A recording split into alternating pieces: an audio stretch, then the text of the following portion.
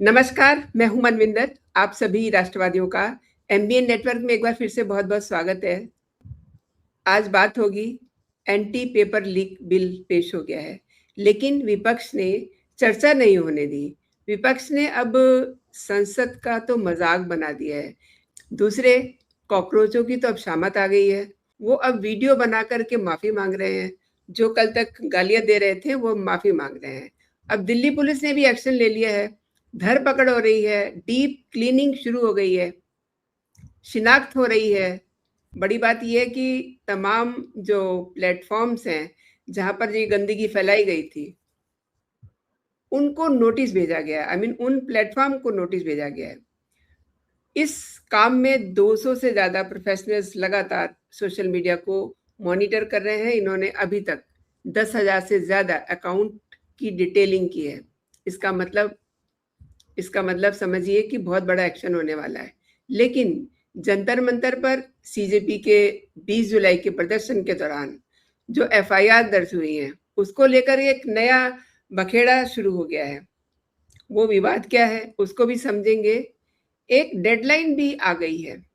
कई सारे अपडेट्स हैं और आपसे निवेदन वही है कि आप वीडियो को लाइक कर लीजिए जल्दी से, क्योंकि मेरे साथ जुड़ चुके हैं रितेश कश्यप जी, राष्ट्र समर्पण से। रितेश जी, बहुत-बहुत स्वागत है। नमस्कार। जी, नमस्कार।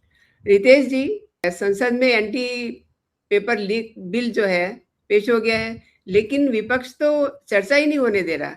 इस मुद्दे पे भी बात करेंगे, लेकिन देखिए सौरभ दास अजीब मस्ती में दिखे, सक्सेस पार्टी करते हैं। पता नहीं कौन सा किला उन्होंने फतेह कर लिया है, लेकिन इसी बीच कॉकरोचों पर हिट स्प्रे हो गया है। और जो कह रहे थे कि वापस ले लिए जाएं सारे मुकदमे 20 जुलाई के, अब उनके गले पड़ गए हैं नए वाले केस। तो कैसे देखते हैं?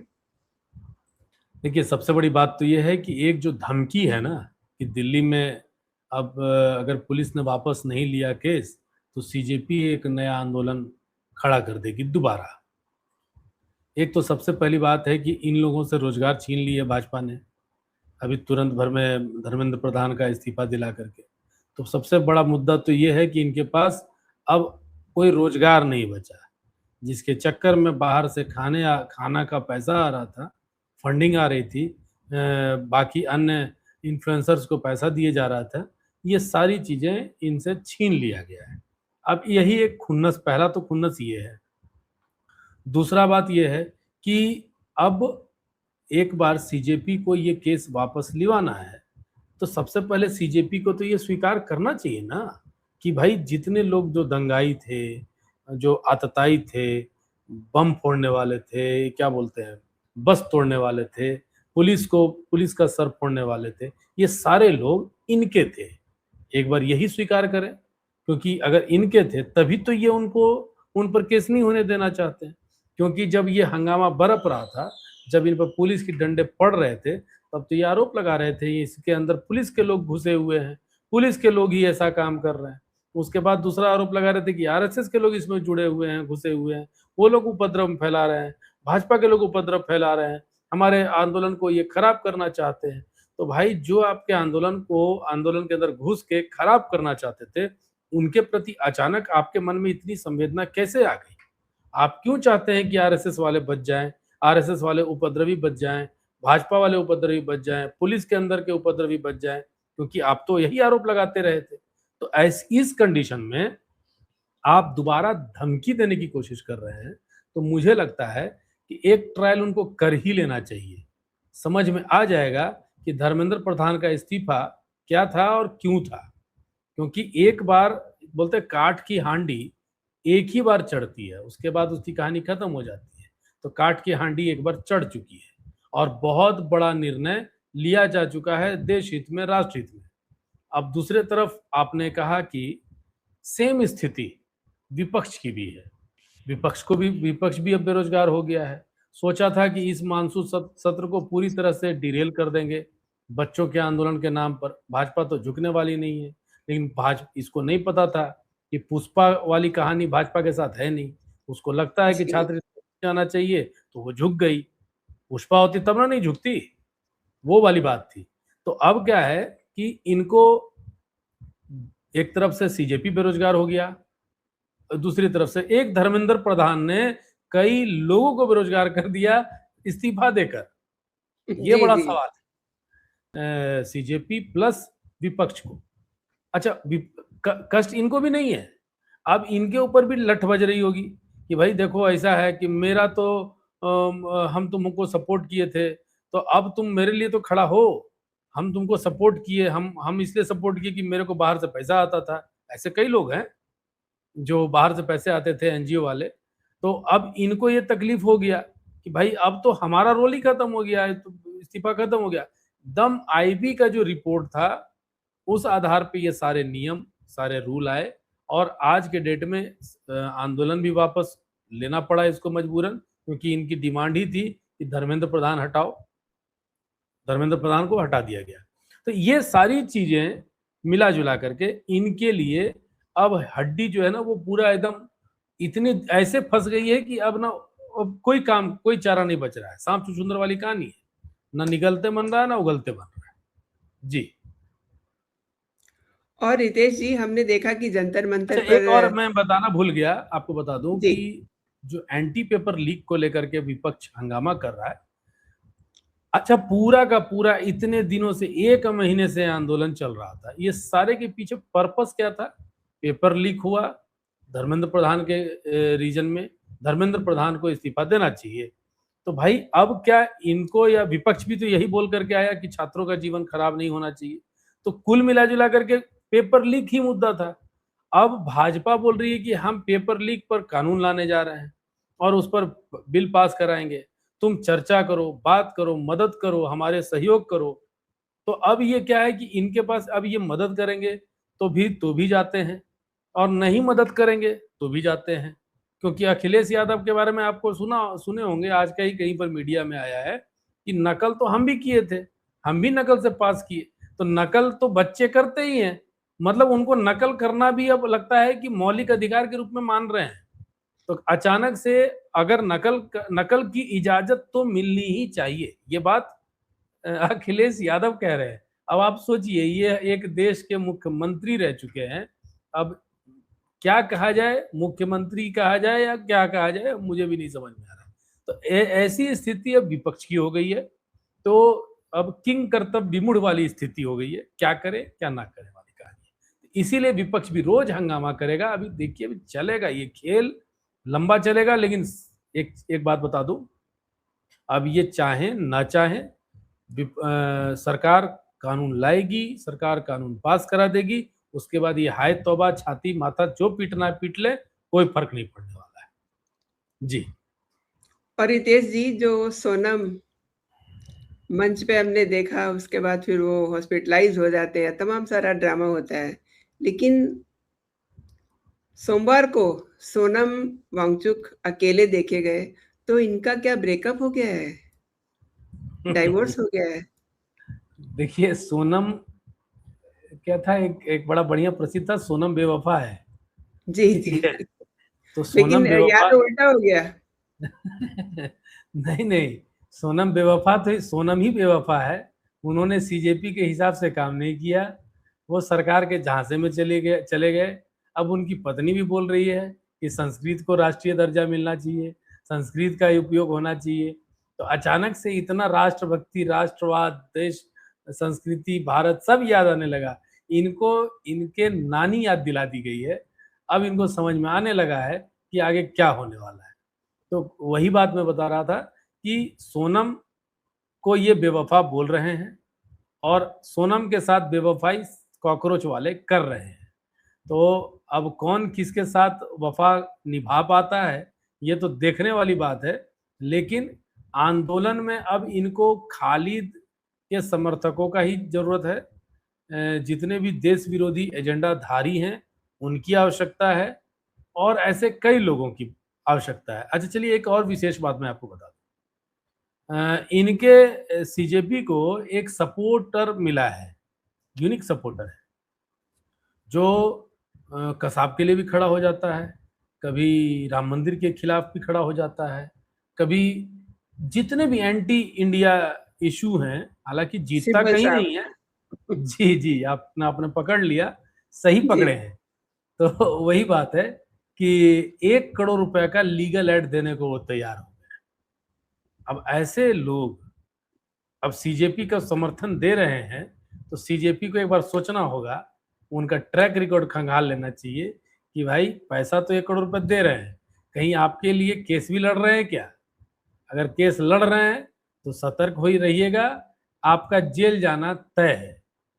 और अगर नहीं लड़ रहे हैं तब तो ठीक है, कहीं न कहीं कोई चांस है और आप लगे रहिए, लेकिन आप तय करिए कि ये जो उपद्रवी हैं, ये जो उद्दंड लोग हैं, ये जो बदमाश लोग हैं, ये आपके अपने थे, ये आपके हित में थे और आप ही के लिए ये काम करने भाड़े पर लाए गए थे, या फिर आपके किसी न किसी एजेंडा को सिद्ध करने के लिए, या वो अपने एजेंडा को सिद्ध करने के लिए आपके मंच का उपयोग कर रहे थे। ये बात आपको स्वीकार करना पड़ेगा। सरकार बस यही काम कर रही है और करती रहेगी। जब तक तोड़ेगा नहीं, तब तक छोड़ेगा नहीं। इस बार वाली सरकार ने यही नीति अपनाई है। बहुत सही कहा। और जो सोशल मीडिया प्लेटफ़ॉर्म पर गंदगी फैलाई गई है, उनको नोटिस दिया गया है ना? जी। जो भी प्लेटफ़ॉर्म हो। और उसके लिए बाकायदा सरकार ने 200 से ज़्यादा प्रोफ़ेशनल्स लगाए हैं, जो लगातार काम कर रहे हैं और अपनी रिपोर्ट दे रहे हैं। करीब-करीब 10,000 से ज़्यादा अकाउंट की उन्होंने डिटेलिंग की है।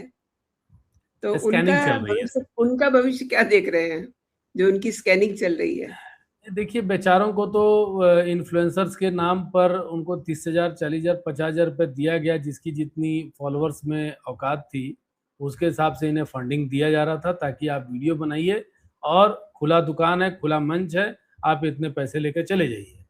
इन्हें तो पता था नहीं कि आखिर आगे चल के ये सब भी स्थिति होगी कि इधर से 40-50,000 रुपए लेंगे और कहीं और 3-4 लाख रुपए खर्च करवा लेंगे अपना।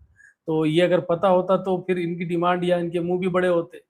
अब ये स्थिति जो है, अब जो आप एंटी इंडिया, आप भारत को गाली देने वाले, मोदी को गंदी गंदी गालियां देने वाले, महिलाओं को मोलेस्ट करने वाले, उनके साथ भद्दी मतलब तरीके से बात करने वाले, गंदी गंदी बातें करने वाले, ये सारे लोग अगर सीजेपी के लोग हैं, तो तब तो भाई कार्रवाई होनी ही चाहिए।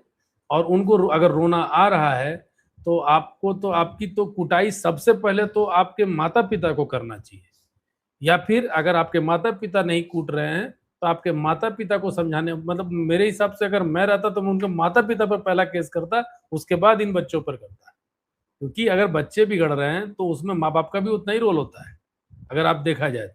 तो ऐसी स्थिति में उन पर कार्रवाई होगी और भविष्य में ऐसे किसी भी प्रोटेस्ट को इन्फ्लुएंसर्स का जो ये हरकत है, इसको बचना चाहिए, उन्हें पता होना चाहिए। और सबसे बड़ी बात ये है ना कि ये लोग एक्टर हैं, ये लोग जैसे कंटेंट क्रिएटर नहीं है, ये लोग एक्टिंग करते हैं। जैसे फिल्मों में हीरो अपनी बात तो बोलता नहीं है, वो तो स्क्रिप्ट के अनुसार बोल देता है। वहां पर भी स्क्रिप्ट मिलता है इन लोगों को, कॉकरोच वालों का जो इन्फ्लुएंसर्स है वो सब स्क्रिप्ट मिला हुआ था। आपको इसी स्क्रिप्ट के आधार पे काम करना है। ये फिल्मों की तरह एक्टिंग तो कर ली है, लेकिन ये पता ही नहीं था कि मंच भी इन्हीं का था, सोशल मीडिया हैंडल भी इन्हीं का था और मालिक भी यही थे। तो ये बात का अंदाजा इनको नहीं था। तो अब जिनको पता ही नहीं है, धर्मेंद्र प्रधान और मोहन यादव में उनको अंतर नहीं पता है, वो लोग कहाँ ये सारी चीज़ों पर ध्यान देने जाएँगे। तो इसीलिए अब उनको थोड़ा सबक भी मिलना चाहिए। सीखते भी लोग हैं ऐसे ही ना, जब जब शिक्षक का डंडा पड़ता है तब पता चलता है ना कि नहीं-नहीं इसको इस लेसन को अच्छे से याद करके जाना चाहिए था, नहीं तो डंडा पड़ेगा। तो वही वाली कहानी है। अभी गुरुजी अभी अमित शाह हैं, ये तो बिना डंडा मारे छोड़ेंगे नहीं। जी। और देखिए ना, जंतर-मंतर पे 20 जुलाई के बाद जो एफआईआर्स हुई हैं, उसके लिए तो ये कह रहे थे कि उनको जो है वेव ऑफ कर दिया जाए। अब इसी बीच एक और रायता फैल गया है, क्योंकि आप देखिए ना, नए जो अपडेट्स आ रहे हैं, जो नई धरपकड़ हो रही है, जो नई हमने कल भी बात की थी, फेस स्कैन जी। करके जो लोग पकड़े जा रहे हैं। अब जिन लोगों ने गालियाँ दी हैं, उनको थोड़े ना ये बचा पाएँगे, या ये कहेंगे जी मोदी जी के लिए गंदी-गंदी बातें जो कही गई हैं, उन्हें भी आप छोड़ दीजिए। देखिए उनको ऐसा है ना नोटिस कि दिए गए हैं, बाकायदा नोटिस दिए गए हैं उन प्लेटफ़ॉर्म्स को। नहीं, जी। नहीं वो तो नोटिस मिला है, मिला है। फेस रिकॉग्निशन सिस्टम की बात भी हुई है। जी। आपको हम बता दें कि जो भारत सरकार है ना, वो एक और चीज को लॉन्च करने जा रही है, वो है जी। अभिज्ञान। अभिज्ञान का नाम आपने सुना होगा शायद। ये पूरा का पूरा जो डिजिटलाइजेशन है ना, क्रिमिनल्स का डिजिटलाइजेशन, जैसे आधार कार्ड तो भैया आपके डेटा का डिजिटलाइजेशन है, उसी तरह क्रिमिनल्स का जो डेटा है ना, वो पैन इंडिया में एक किया जा रहा है, सबको कंसोलिडेट करके एक जगह पे रखा जा रहा है। मतलब वो झारखंड के अपराधी हो, चाहे बिहार के अपराधी हो, चाहे तमिलनाडु के अपराधी हो, चाहे वो लेह लद्दाख या फिर कश्मीर के अपराधी हो, अब एक ही जगह पे एक ही डेटाबेस से सबको एक्सेस किया जा सकेगा। मॉब में कोई अगर कोई हरकत कर रहा है, अगर उनको स्कैन कर लिया गया, तो उनका उनके ऊपर आपका अपराध अगर कन्याकुमारी में भी है और बंगाल में भी है, तो वो सारे डेटा उसके अंदर सामने दिख जाएंगे। अब बोलिए सबका तो हैंड स्कैन भी होगा, फिंगरप्रिंट अगर पकड़े गए तो हैंड स्कैनिंग करा दी जाएगी, नहीं पकड़े गए तो फेस रिकॉग्निशन होगा, आंखों की पुतलियों से रिकॉग्निशन कर लिया जाएगा। तो ये सारी सिस्टम ये पुलिस सिस्टम में ये ऐड ऑन कर दिया जा रहा है, अब हो रहा है, और इस पे तैयारी बहुत वर्षों से चल भी रही थी। और इसी का एक तरह से समझिए कि पायलट प्रोजेक्ट के तहत सीजेपी के आंदोलन में इसका उपयोग किया गया। नतीजतन क्या निकला कि 2873 ऐसे अपराधी अभी तक इनके लिस्ट में आ चुके हैं, जिन पर पॉस्को एक्ट जैसे भी धाराएं पहले से लगी हुई है। अब आप सोच लीजिए कि किस लेवल के लोग इनके प्रोटेस्ट में शामिल थे, जो दिखाई दे रहे थे ना, बहुत लंबे लंबे दाढ़ी, सफेद सफेद दाढ़ी, नीट के प्रोटेस्टर्स, है ना, बहुत सारे ऐसे जी। क्रिमिनल का जो बैकग्राउंड के बड़े बड़े जो अपराधी हैं वो आए थे कि हमको बच्चों का भविष्य सुधारना है। तो इन सारे लोगों को अब चिन्हित, मकोका के अपराधी भी गए थे आंदोलन में नीट के खिलाफ। बिल्कुल। तो ऐसे ऐसे बड़ी-बड़ी लोगों हस्तियाँ को, गई हुई थी, बहुत बड़ी-बड़ी हस्तियाँ। हाँ, तो बड़ी जेल बड़ी, रिटर्न जेल हाँ, रिटर्न जेल तमाम सारे लोग रिटर्न, गए हुए थे। हाँ, और तो ऐसे, रितेश जी, ये सौरभ दास जो है, ये क्या चीज़ है? इन्होंने जो सक्सेस पार्टी की है और फिर कह रहे हैं नहीं, जो जेनज़ीज़ होते हैं वो इसी तरीके से अपनी सफलता को एन्जॉय करते हैं। तो ये मतलब धर्मेंद्र प्रधान ने इस्तीफ़ा दिया है और ये जश्न मना रहे हैं। और आपको क्या लगता है, मोटा भाई छोड़ देंगे इनको? नहीं मोटा नहीं, भाई की पुलिस छोड़ देगी? जश्न तो 1 महीने के बाद भारत सरकार मनाएगी और भारत सरकार की भारत की जनता मनाएगी। अभी अभी पार्टी मना लेने दीजिए। अभी इनकी पार्टी ये बना रहे हैं, खत्म वो कर लेंगे पार्टी, ठीक है? और इनसे ज़्यादा जश्न मनाएंगे। तो इनको पता है, अगर इतना ही खुशी की बात है तो आप इसको रिपीट क्यों कर रहे हैं? आप क्यों बोल रहे हैं? धमकी क्यों दे रहे हैं? आप जश्न मनाइए, सरकार को भी अपना काम करने दीजिए। अब हर जगह पे आप जंतर मंतर पे बैठ करके देश तो नहीं चलाइएगा ना, देश तो सदन से ही चलेगा, संसद से ही चलेगा। अब देश आप तो नहीं चला पाइएगा, आपको देश का कंट्रोल नहीं दे दिया गया है ना? इस्तीफा भी आपको नहीं दिया गया है, इस्तीफा भी मोदी जी को ही दिया गया है, और मोदी जी को पता है कि क्या करना चाहिए और कैसे करना चाहिए, और बहुत तरीके से काम ये होने वाला है। जी। और जो हमने कल भी बात की थी, आईबी के चीफ ने जो मीटिंग की थी, जी। उनके पास सारी सूचनाएँ थी ना, और ये सारी सूचनाएँ भी पहुँची होंगी, वो मैं स्क्रीनशॉट दिखा नहीं पा रही हूँ। आज कुछ चीज़ें दर्शक समझ जाएँगे कि चेंज हो गया है सब कुछ। जी। तो अभी मैं वो दिखा नहीं पा रही हूँ स्क्रीनशॉट। तो अभी आप देखिए ना कि इनके जो हालात हैं, मुझे लग रहा है कि तुड़ाई नंबर 1, तुड़ाई नंबर 2, ये ऐसे करके कुछ सिस्टम बन रहा है पुलिस का। ये देखिए असल जो में क्या आपने है अभी ना कि, ज़िक्र भी किया था। जी, मैं आपको बता दूं कि आईबी का जो एक्शन है ना, वो आईबी बहुत सलीके से, और ये जो सूचनाएं है ना, ये जी, सूचना शुरू से देती आ रही थी आईबी, और जी, आईबी बहुत तरीके से काम कर रही थी। अंदर सादे वर्दी में जो वहां पर मौजूद थे बहुत सारे लोग ऐसे, वो इन लोगों की जी, बातें सुन रहे थे, इनकी गतिविधियों को देख रहे थे, और सही समय का इंतजार कर रहे थे जहां पर डेटा दिया जा सके। और इन्हीं सब चीज़ों को लेकर के जो मैंने बोला ऑपरेशन अभिज्ञान, ये इन्हीं के आंदोलन में लॉन्च किया गया है, और उसी आधार पर इन सारे लोगों को चिन्हित किया गया और इनको खोजा गया, इनको मतलब इनके ऊपर नोटिस जा रहा है। घर घर जा रहा है इनका नोटिस, आपको बता दे रहे हैं। हर एक जितने भी इन्फ्लुएंसर्स हैं, जितने भी उटपटांग हरकत करने वाले लोग हैं, सबके ऊपर नोटिस जा रहा है। और जो एफआईआर हो रही है, और एफआईआर भी इतना आसान नहीं है कि निकल जाएगा। एफआईआर बोल दिए हटा लो तो हटा दिया जाएगा। जेपी नड्डा ने उसी वक्त आशुतोष और ये सारे लोगों के बीच में ही कहा था, जितनी भी चीजें संवैधानिक रूप से संभव होगी वो जरूर इनकी मदद की जाएगी। तो संवैधानिक रूप से जो ये शब्द है ना, अपने आप में सब चीजों का जवाब है कि क्या संवैधानिक है, क्या असंवैधानिक है। तो जो असंवैधानिक होगी वो नहीं करेंगे, यही मीनिंग तो यही हुआ ना, जो हिडन वर्ड है। तो भाई अगर आपके अगर कोई अपराधी तत्व का व्यक्ति, कोई पॉस्को एक्ट का व्यक्ति वहां पे पत्थरबाजी कर रहा है, पत्थरे मार करके किसी पुलिस का माथा फोड़ रहा है, चाहे वो कोई भी आदमी है, तो ये तो आपराधिक कृत्य है ना। आपराधिक कृत्य मतलब क्रिमिनल एक्टिविटी। क्रिमिनल एक्टिविटी को कैसे छोड़ देगा कोई भी? और सारे क्रिमिनल अगर आपके साथी हैं तो आप स्वीकार करो कि हाँ हाँ वो सारे लोग हमारे थे, आप उनको छोड़ दो, तब ना बात होगी कि हाँ ठीक है। इसका मतलब कि वहां पर सीजेपी का प्रोटेस्ट ही नहीं चल रहा था, वहां तो क्रिमिनल्स का प्रोटेस्ट चल रहा था, और क्रिमिनल्स के प्रोटेस्ट पर धर्मेंद्र प्रधान को इस्तीफा देना पड़ा।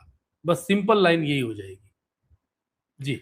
अब नया एक रायता फैलाने की कोशिश कर रहे हैं, इन्होंने मीटिंग वगैरह भी कॉल की है, तो इसे क्या माना जाए? इसे माना जाए कि पहले आम आदमी पार्टी को कॉकरोच वालों ने अपना पापा बनाया, अब जी। आम आदमी पार्टी ने कॉकरोच वालों को अपना पापा बना लिया। सिंपल यही बात है। मतलब कि वो पहले आम आदमी पार्टी से सीख करके कॉकरोच ने आंदोलन किया, उनके मेंटोर बने रहे। अब आम आदमी पार्टी को लगा कि अगर कॉकरोच इस तरीके से जीत सकती है, लेकिन उसमें हमको तो बैकग्राउंड हीरो बनाया गया, हम थोड़ा सा फ्रंट हीरो बन जाते हैं। तो कैसा ऐसा है कि कभी कभार कभी कभी क्या बोलते हैं ना कि बंद घड़ी भी दिन में 2 बार समय सही बता देती है।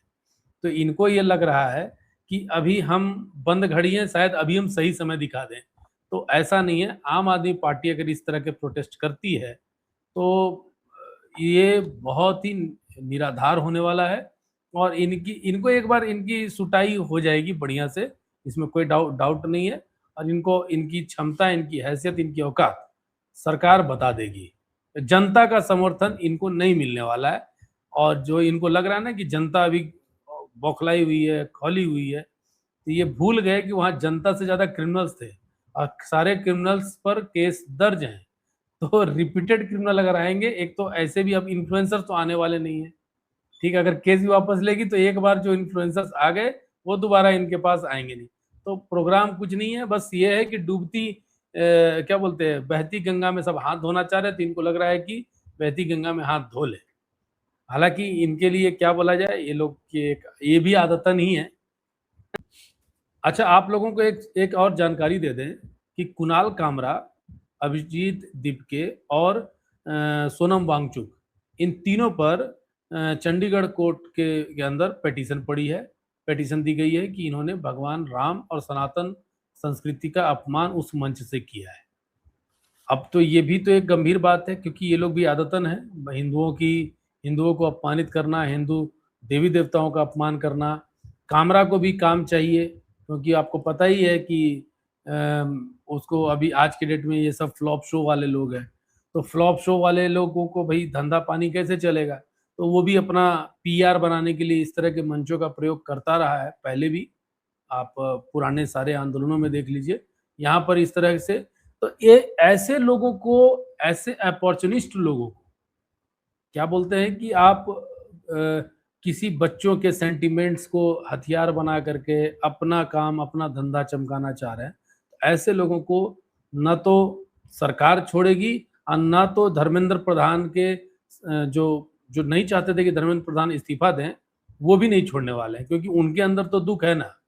वो तो ऐसे लोगों को तो कतई नहीं बर्दाश्त करेंगे। और इसी बीच में आप देख भी लीजिए, एक नई खबर बीच में तो हमने आपको बताया था शुरुआत में ही जी। कि वांगचुक की जो पत्नी है, हम्म। वो उनकी पत्नी ने संस्कृत को राष्ट्रीय दर्जा देने की बात कही है। ये अचानक से आपको लगता होगा कि ये कहाँ से आ गई, ये संस्कृत के प्रति इतना प्रेम इनको कहाँ से छलक गया? अगर ऐसा ही था तो ये सब चीजें केस मुकदमा होने से पहले होता, आंदोलन के पहले होता। भाई शुरुआत से ही आप लोग समाज सेवी हैं, तो समाज सेवी तो भाई इन चीजों को पहले देखता है। आज अचानक संस्कृत के प्रति जो इतना प्रेम उमड़ उमड़ के बाहर आया है, ये बड़ा क्वेश्चनेबल है। वो एक नैरेटिव बनाना चाहती है कि हम सरकार के फेवर वाले हैं।